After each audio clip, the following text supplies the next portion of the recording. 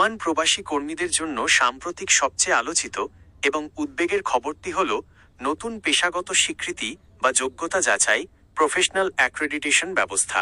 1 জানুয়ারি 2026 থেকে কার্যকর হওয়া এই নিয়মটি অনেক কর্মীর জন্য দুশ্চিন্তার কারণ হয়ে দাঁড়িয়েছে।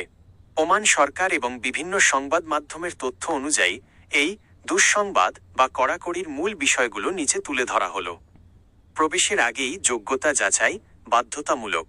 এখন থেকে ওমানে প্রবেশের আগেই প্রবাসীদের তাদের শিক্ষাগত যোগ্যতা এবং পেশাগত দক্ষতা যাচাই করতে হবে। বিশেষ করে প্রকৌশল, ইঞ্জিনিয়ারিং, লজিস্টিক্স এবং অ্যাকাউন্টিংয়ের মতো নিয়ন্ত্রিত পেশায় যারা কাজ করতে চান তাদের ওমান আসার আগেই সার্টিফিকেট ও দক্ষতার অনুমোদন নিতে হবে। 2. কাজের লাইসেন্স ওয়ার্ক প্র্যাকটিস লাইসেন্স সংগ্রহ। নতুন নিয়ম অনুযায়ী শুধু ভিসা থাকলেই হবে না, সংশ্লিষ্ট বিভাগ থেকে ওয়ার্ক প্র্যাকটিস লাইসেন্স বা কাজের অনুমতিপত্র পেতে হবে।